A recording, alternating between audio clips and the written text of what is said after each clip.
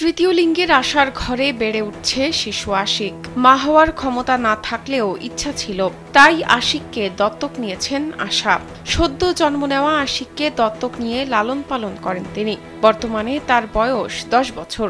আসসালামু আলাইকুম, আমার নাম মোহাম্মদ আশিক। যখন হয় তখনই আমি সিজার রুমে থেকে নার্সিং রুমে থেকে আমি 30,000 টাকা দিয়ে বাচ্চা কিনে নিয়ে আসছি। কেননা আমি তো একটা জন্ম দিতে পারবো না, আমি তো একটা বাচ্চার মা হতে পারবো না, আর আমার তো সেই ক্ষমতাটা আল্লাহ দেয় নাই। আশিককে তিনি পড়াশোনা করাচ্ছেন স্থানীয় নুরানি মডেল মাদ্রাসায়। Japan Bangladesh joint venture company JBS holdings limited. মানুষের কাছে চেয়ে চিনতে কোনো রকমে জীবন নির্বাহ করছেন আশা। তবুও কষ্টে সৃষ্টে ছেলেকে পড়াশোনা করাচ্ছেন। পড়াশোনা শেষে আশিক এক সময় বড় হবে, মানুষের মতো মানুষ হবে, এমনটাই প্রত্যাশা করেন আশা।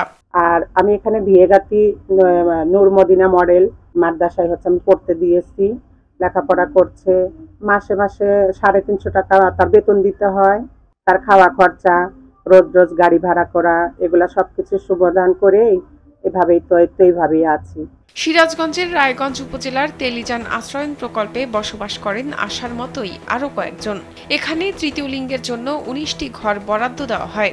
ঘর পেলেও কর্মসংস্থানের কোনো সুযোগ এখনো হয়নি বলে আফসোস করেন তারা। হাট বাজার তুলে কালেকশন করে ছায়া চিনতে এইভাবে চলি, খুব কষ্টে আছি আমরা। আগে ভাড়া ঘরে থাকতাম, ঘর টর তো ছিল না। সরকার আমাদের ঘর দিছে, 19টা ঘর দেওয়ার পরে মোটামুটি ভাড়া টাড়া দেওয়া লাগে না, এর জন্য একটু সাশ্রয় পাইছি আর কি।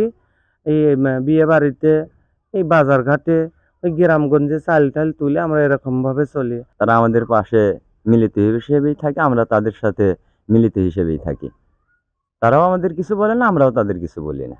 তবে আশার কথা শোনালেন রায়গঞ্জ উপজেলা নির্বাহী কর্মকর্তা মোহাম্মদ হুমায়ুন কবির।